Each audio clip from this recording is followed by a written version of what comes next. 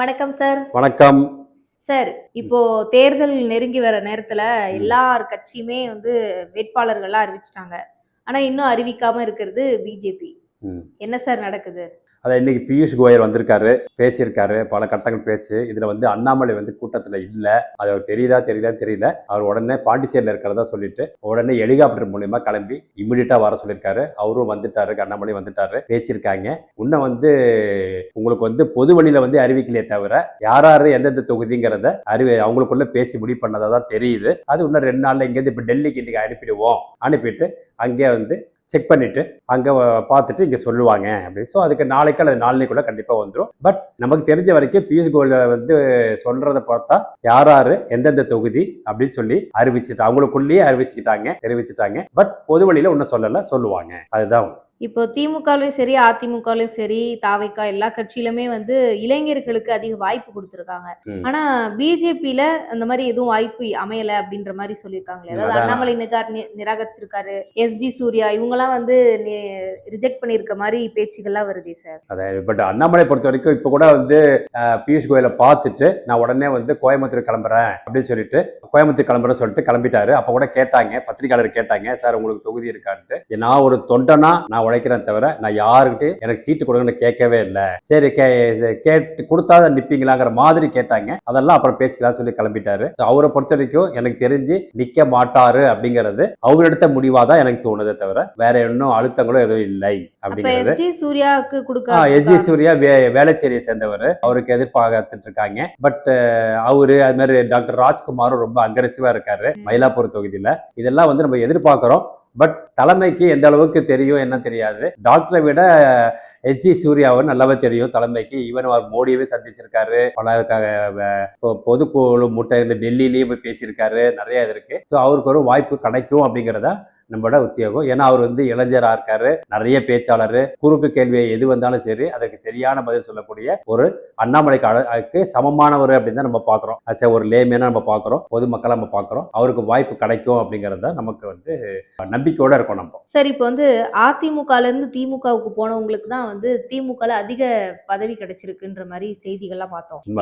இப்போ ரீசெண்டா போய் சேர்ந்த பன்னீர்செல்வத்துக்கு கூட சீட்லாம் கொடுத்துருக்காங்க. ஆனா இத்தனை வருஷமா அந்த கூட்டணிக்குள்ளே இருக்கக்கூடியவங்களுக்கு எல்லாம் அவங்க கேட்ட பதவி எல்லாம் கொடுக்கலையே. அது என்ன காரணமா இருக்கும் சார்? நீங்க சொன்னது அதிமுகல இருந்து இப்ப இல்ல, கடந்த ஒரு 10 வருஷமா பாத்தீங்கன்னாலே அதிமுகல இருந்து இன்னைக்கு இருக்க யாரா சொல்லுங்க பார்க்கலாம், மினிஸ்டர் ஆகட்டும், அதாவது கே நேரு, பொன்முடி, மத்ததெல்லாம் பாத்தீங்கன்னா செந்தில் பாலாஜி, சேகர் பாபு, இவங்கெல்லாம் பார்த்தீங்கன்னாலே எல்லாமே அதிமுக வந்தவங்க தான். கிட்டத்தட்ட 20 பேருக்கு அதிமுக வந்தவங்களுக்கு இங்கே மினிஸ்டர் பதவியே கிடைச்சிருக்குது அப்படிங்கிறது. இது மேபி அந்த தொகுதியில அவங்களுக்கு ஒரு நல்ல ஒரு பேர் இருக்கு, ஜெயிக்கலாம் அப்படிங்கிறதுனால கூட எடுத்துருக்கலாம். இதை நோன்றது ஒன்றும் பெரிய விஷயம் இல்லை. பட் ஓபிஎஸ் போனதுங்கிறது முழுக்க அவர்களுக்கு காரணம் தனிப்பட்ட காரணமா தவிர, ஏன்னா அதிமுக திரத்திட்டாங்க, திமுகலையும் சேரல அப்படின்னா அவர் சொத்தை எப்படி காத்துப்பாரு? அப்புறம் அவர் பையன் அவர் செய்யக்கூடிய வியாபாரத்துக்குலாம் யார் அரசியல் செல்வாக்கே இல்லைன்னா ஒண்ணுமே பண்ண முடியாது. ஒரு சாதாரண கான்ட்ராக்டர்ஸ் எல்லாம் இருக்காங்க இல்லையா, இந்த பிடபிள்யூடியில் இது மாதிரி செய்யறாங்க இல்லையா, வீடுகளை எடுத்து அபார்ட்மெண்ட் கட்டுற சின்ன கான்ட்ராக்டர்ஸ் எல்லாம், அந்த மாதிரி ஒரு நிலைமைக்கு ஓபிஎஸ் குடும்பம் வந்துடும். அதனால அரசியல் விட்டு வர முடியாது அப்படிங்கிற ஒரு என்ன சொல்றது தெரியல. அவர் திமுக சேர்ந்ததுக்கு தான் சொத்தை பாதுகாக்கணுங்கிற ஒரே காரணத்துக்காக தான் தன்னுடைய மானத்தையே வித்துட்டு ஒரு சீஃப் மினிஸ்டரா இருந்தவர் எதிர்கட்சியில சேர்ந்திருக்காருன்னா, எனக்கு தெரிஞ்ச உலகத்துல எங்கேயுமே இந்த மாதிரி எங்கேயுமே நடந்திருக்காது. அமெரிக்கா எடுத்துங்க, ரஷ்யா, எங்கேயுமே இந்த மாதிரி ஒரு எதிர்கட்சியில இருந்துட்டு, அதுவும் முதல் மந்திரி நாட்டின் தலைவராக இருந்துட்டு அவர் போய் எதிர்கட்சி போய் சேருவான்னா இதுக்கு காரணம் ஒன்னே ஒண்ணுதான், தமானம் அவமானம் எதையுமே எல்லாத்தையும் தூக்கி எறிஞ்சிட்டு தான் சொத்து தான் முக்கியம் அப்படிங்கிறதுக்காக அவர் திமுக போய் சேர்ந்திருக்காரு. இதை தவிர வேற எதுவும் சொல்ல முடியாது. சரி, இப்போ விஜய் பக்கம் கொஞ்சம் போயிட்டு வருவோம். விஜய் அவர்கள் பெரம்பூர்ல வேட்புமனு தாக்கல் பண்ணி இப்போ அவர் பிரச்சாரத்தையே ஸ்டார்ட் பண்ணிட்டாரு நேத்துல இருந்து. இது எப்படி நீங்க பாக்குறீங்க? நம்ம பல பதிவுல சொல்லியிருக்கோம், அவர் விஜய்ங்கிறது ஒரு அரசியல் அனுபவம் இருக்கா அப்படின்னா சொன்னா இல்லை. காரணம் இன்னைக்கு அவர் மேடையில் ஏறி பேசும்போது சினிமால எப்படி ஆவேசமா பேசுவாங்களோ அந்த மாதிரி பேசுறாரு. அவர் எதிர்கட்சியை மட்டுமே தாக்குறாரு. அவருக்கு இன்னும் கட்சியே இன்னும் வரல, ஜெயிக்கல, அசம்பிளி உள்ளார போல. அதுக்குள்ளேயே வந்து ஒரு குறிப்பிட்ட கட்சியை திமுகவை, நமக்குமே திமுக மேல அதிருப்தி நிறைய இருக்குது, அது வரக்கூடாது நம்ம நினைக்கிறோம், அது அடுத்தது. பட் நீ வந்து திமுக என்னென்னத்துல ஈவேராவை வந்து போட்டோ வச்சுக்கிறது, அண்ணாவை வச்சுக்கிறது, அதுதான் நீங்களும் பண்றீங்க. அதனால வந்து நீங்களும் வந்து திமுக சமமா தான் இருக்கீங்க அப்படின்னு. இன்னொன்னு, அவர் பேசும்போது நீங்க பாத்தீங்கன்னாலே அறிவு சார்ந்தே இருக்காது. யாரோ ஒரு டைரக்டர் எழுதி கொடுத்து அதுக்கு வந்து நடன ஆசிரியர் வந்து இப்படி நடிங்க அப்படி நடிங்கன்னு சொல்லுவாங்க இல்லையா, அந்த மாதிரி தான் இப்ப நீங்க கூட சொன்னீங்களா, ஆரம்பிக்க கேமரால ஒழுங்கா உட்காருங்க அப்படின்னு சொல்லி, அந்த மாதிரி ஒருத்தங்க சொல்லி அதை அவர் செய்யறாரே தவிர தானா ஒரு கிடையாது. காரணம், அவரு பேச்சுல வந்து ஒரு அரசியல்வாதின்னு வந்தா பாத்தீங்கன்னா எப்படி பேசணும் அப்படின்னா, துறை சார்ந்து பேசணும், மாவட்டம் சார்ந்து பேசணும். ஒவ்வொரு மாவட்டத்துக்குன்னு ஒரு உரிய இது இருக்கு. இப்ப காஞ்சிபுரம் எடுத்தீங்கன்னா பட்டு, ஓகே, திண்டுக்கல் எடுத்தீங்கன்னா பூட்டு, இந்த மாதிரி பல இது இருக்கு. ஒவ்வொரு மாவட்டத்தில், அதாவது திருப்பூர் எடுத்தீங்கன்னா இது காட்டன் தொழில். இந்த மாதிரி ஒவ்வொரு மாவட்டமா என்னென்ன இருக்கு, அது எப்படி வந்து நலிவு அடைஞ்சிருக்கு, அது எப்படி மேல கொண்டு போகணும் அப்படின்னு ஒரு மாவட்ட ரீதியா அதுக்கான பாரம்பரியம் என்ன அப்படின்னு சொல்லி பார்க்கணும். அதே மாதிரி துறை சார்ந்து பேசணும். இந்த துறை, கல்வித்துறை எப்படி இருக்குது, அதை எப்படி கொண்டு வரணும் அப்படின்னு துறை சார்ந்து பேசணும். இதுதான் அரசியல். இப்போ எந்த நீங்க பாத்தீங்கன்னா அரசியல்வாதி பேசுறது பாத்தீங்கன்னா, இப்ப இது எடப்பாடியார் பேசுறாரு, ஒண்ணு எடுத்து அழகா பேசுறாரு. நீங்க வந்து வருவாய் வந்து இன்னைக்கு வந்து நம்ம 1 லட்சம் கோடிக்கு மேல வருவாய் வந்திருக்கு கடந்த 5 வருஷத்துல. எக்ஸ்ட்ராவா, அதாவது ப்ரீவியஸ் ரெஜிம்ல இருந்ததை விட இந்த ரெஜிம்ல வருவாய் மட்டுமே 1 லட்சம் கோடி தாண்டிடுச்சு கம்பேர் வித் ஏர்லியர் ரெஜிம். ஆனா 5 லட்சம் கோடி கடன் வாங்கி வச்சிருக்கீங்க. சோ அவர் எப்படி பேசுறாரு பாருங்க, ஸ்டாட்டிஸ்டிக்கலா பேசுறாரு.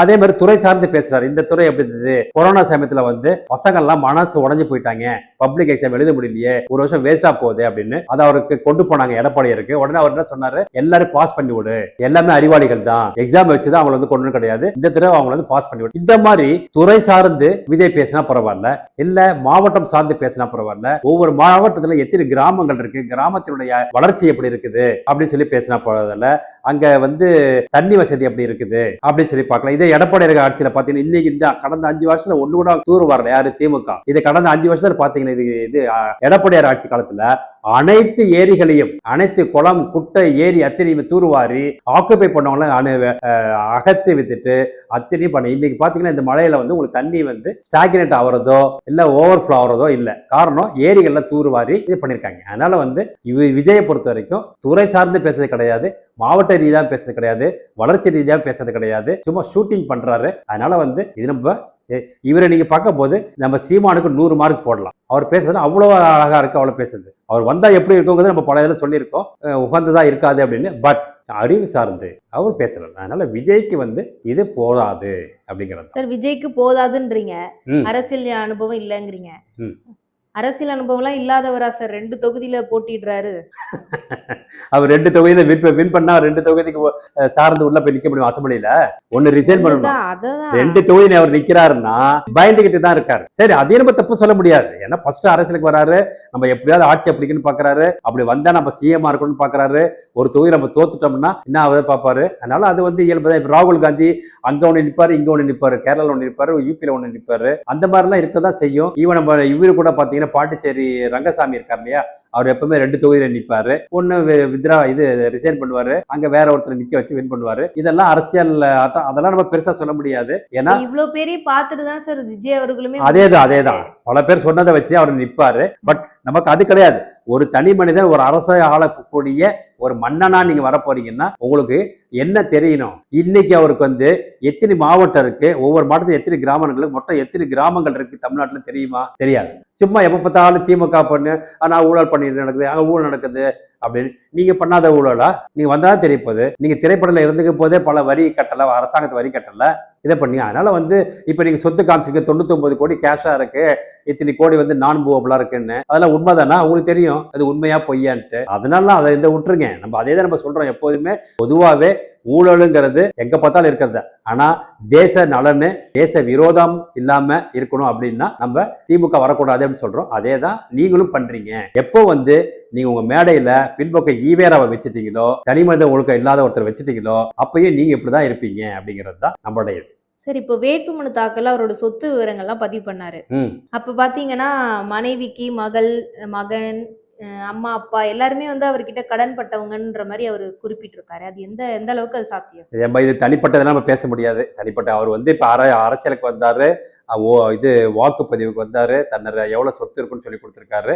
அந்த சொத்தெல்லாம் உண்மையா பொய்யா நம்ம பேசலாம். பட் அதையும் நம்ம பேச முடியாது. கொடுத்துருக்காரு. பட் இது வந்து நமக்கு வந்து அப்பாற்பட்டது. அதெல்லாம் எக்கேடு கெட்டா போட்டோம் அப்படின்னு. நான் வந்து அரசியல் அனுபவம் உனக்கு இல்லை, அதுவும் தப்பு கிடையாது. ஜனநாயக நாட்டில் நிக்கலாம். ஆனா விஷயம் தெரிஞ்சவரா நீங்க அப்படின்னு பார்த்தா தெரியல அப்படிங்கிறது தான். அதனால வந்து இவர் வந்து இன்னைக்கு இல்ல என்னைக்குமே வந்து இவர் வந்தா ஒரு நல்லாட்சி நடக்காது. நான் பல முறை சொல்லியிருக்கேன். இவர் வந்தாருன்னா ஜெகன்மோகன் ரெட்டியோட மதம் மாத்தினாரோ ஃபுல்லா அதுதான் இங்க நடக்கும். நான் பகிரங்கமா சொல்றேன், அதுதான் நடக்கும். ஏன்னா அவர் கூட ஒருத்தர் அட்வைசர் இருக்காரு. அவர் பண்ற ஆரோக்கிய ராஜா என்னமோ தெரியாது. அவர் பண்ற இதை என்ன பண்றாருன்னா இதுதான் பண்ணிட்டு இருக்காரு. அதனால விஜய் வந்தாருன்னா இது தமிழ்நாடு வந்து இயேசு நாடா போயிடும். திமுக வந்ததுன்னா கொள்ளை நாடா போயிடும். நீங்க முடிவு பண்ணீங்க எது வேணும் என்ன வேணும்னு. அடுத்த ஜெனரேஷன். ஆனா வந்தா என்ன நடா இருக்கும் சார்? அதிமுக வந்து எவ்வளவு சொல்றது, எவ்வளவு சொல்றது. இன்னைக்கு வந்து அத்தனை இன்ஜினியரிங் காலேஜ் யாரால வந்துச்சு? அதிமுக ஆட்சி தான் வந்துச்சு. இது காவிரி இதுல தண்ணி வாங்கி கொடுத்தது யாரு? அதிமுக ஆட்சி தான் வந்துச்சு. திமுக ஆட்சி தான் வந்தது. திமுக ஆட்சியில வந்து இலங்கை போறப்போ அவர் சும்மா உண்ணாவது தலைக்கு ஒன்றும் காலுக்கு ஒன்றும் உட்கார வச்சுட்டு படுத்தாரு ஏமாத்திக்கிட்டு கலைஞர் பீச்சில் போயிட்டு. அது நடந்துச்சு. அதிமுக ஆட்சி என்ன நடக்கணும்? கல்வித்துறை புரட்சி வந்துருச்சு. நம்ம சொன்னோம், நம்ம எத்தனை இன்ஜினியரிங் காலேஜ் திறந்திருக்காங்க அப்படின்னு சொல்லி, எத்தனை எய்ம்ஸ் அவங்க வந்ததுக்கு அப்புறம் வந்து சொல்லியிருக்கோம். அதனால அதிமுக ஆட்சி நீங்க சொல்றதுக்கு அருகதே கிடையாது. அதே மாதிரி தானே சார் சீமானவர்கள் வந்தாலும் நான் வந்து கல்வி இலவசமா தருவேன், தண்ணீரை வந்து இலவசமா தருவேன், இயற்கையானது மட்டும்தான் வந்து பயன்படுத்தணும்லாம் சொல்றாரு. அப்பயும் அவரை வரவேற்க மாட்டேங்க? நம்ம பண்ணலாமே, யார் வேண்டாம்னு சொன்னா பண்ணலாம். பட் அவரை வந்து மாத்தி மாத்தி பேசுறாரு அப்படிங்கிறது தான். ஆரம்பத்தை அவர் எப்படி இருந்தாரு, இப்ப எப்படி பேசுறாரு அப்படின்னு சில எல்லாம் அறிவுக்கு ஒவ்வொரு இருக்கு.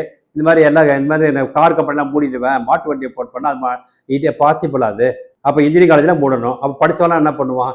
நீங்க வந்து அதான் ஒரு இல்ல அரசு வேலையெல்லாம் சொல்லியிருக்காரு. வீட்டுக்கு ஒரு ஆளுக்கு நிச்சயமா வேலை தருவேன்லாம். அதெல்லாம் ரொம்ப வரவேற்க வேண்டியது தானே. அரசுக்கு வேலை கொடுக்கணும். எதுக்காக அரசு இல்லை? அரசுக்கு இன்னைக்கு பிஎஃப் கிடையாது. எப்படி பிரைவேட் கம்பெனி எப்படி அது மாதிரி தான் உங்களுடைய சம்பளத்தை பிடிச்சி அதுதான் பிஎஃப் கொடுக்கலாம். தவிர அரசாங்கம் மிந்தி மாதிரி பிஎஃப் கிடையாது, பென்ஷன் கிடையாது, ஒன்றும் கிடையாது.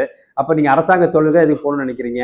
அதே மாதிரி 8 கோடி மக்கள் இருக்காங்கன்னா 8 கோடி மக்கள்ல வந்து குடும்பமா பாத்தீங்கன்னா ஒரு 2.5 கோடி இருக்குன்னு வச்சுங்க, இல்ல 2 கோடினே வச்சுங்க. ஒரு வீட்டுல 4 பசங்க இருந்தா கூட 2 கோடி மக்களுக்கு வேலை வாய்ப்பு தர முடியுமா அரசாங்கத்துல? அப்புறம் தனியார்ல என்ன பண்றது? அப்ப சொல்றதே தப்பு. அது மாதிரி இப்ப சொல்றாங்கல்ல வேலையில்லா திண்டாட்டம் அதிகமா இருக்குன்னு சொல்றது, அதுவும் அவங்க எடுக்கிற சென்சஸே தப்பு. அது ஆக்சுவலா அப்படி கிடையாது. எனக்கு தெரிஞ்சவங்க இல்ல, உங்களுக்கு தெரிஞ்ச யாரும் சொல்லுங்க. ஒரு இன்ஜினியரிங் படிச்சவன் வேலை இல்லாம வீட்டுல உட்காந்துருக்கான் யாரும் சொல்லுங்க. அவன் 15,000 வாங்கலாம், 8,000 வாங்கலாம், 10,000 வாங்கலாம், அடுத்த விஷயம். பட் வேலை வாய்ப்புகள் இங்க ஒன்றும் பிரச்சனையே கிடையாது. வேலை வாய்ப்புலாம் இருக்குது. அரசாங்கத்துல வேலை வாய்ப்பு கொடுக்க முடியாது, தனியார் இதுல இருக்குது. அதனால வந்து இங்க எல்லாமே நல்லா தான் இருக்கு. அதுக்கு முழு காரணம் அதிமுக தான். சரி சார், 2026 யாருக்கு சார் வெற்றி வாய்ப்பு? அது சொல்ல மக்கள் ஓட்டு போறதை பொறுத்து தான் இருக்குது. பட் இது பல பிரிவுகளா பிரியும். சீமானுக்கு இதை 4 முனை பொடின்னு சொல்றோம் இல்லையா, சீமானுக்கு கொஞ்சம் பிரியும். ஆனா சீமானுக்கு நம்ம ஃபர்ஸ்ட் சொல்லியிருக்கோம், பல பதிவில் சொல்லியிருக்கோம், 8% இருந்தது வந்து கண்டிப்பா குறையும் அப்படின்னு சொல்லியிருக்கோம். அதே 8% இந்த 8% மேலேயே வரப்போறது இல்லை, 8% குறையும் அப்படின்னு சொல்லிட்டோம். அவருக்கு வந்து மக்கள் மத்தியில ஒரு அதிருப்தி வந்துருச்சு, ஒரு நம்பிக்கை இன்மை வந்துருச்சு. அதனால கண்டிப்பா கம்மியாகும். திமுக அதிமுக அப்படிதான் விஜய் வந்து திமுக அதிமுகல இருந்து ஓட்டுக்களை பிரிப்பாரு அப்படிங்கிறதுல எந்த மாற்றமும் கிடையாது. அது மாதிரி சீமான்ல இருந்து அவருக்கு வந்து போகுமா அப்படின்னா கம்மி. அதனால வந்து அதிமுக திமுகவோட ஓட்டு தான் பிரிக்கப்படும் விஜய்க்கு. அது இளைஞர்கள் ஓட்டு போகும் அப்படிங்கிறது தான். அரசியல் அனுபவம் உள்ளவர்கள் கண்டிப்பா போட மாட்டாங்க. ஓகே சார், தொடர்ந்து பேசுவோம். நன்றி சார். ரொம்ப நன்றி வாய்ப்புக்கு.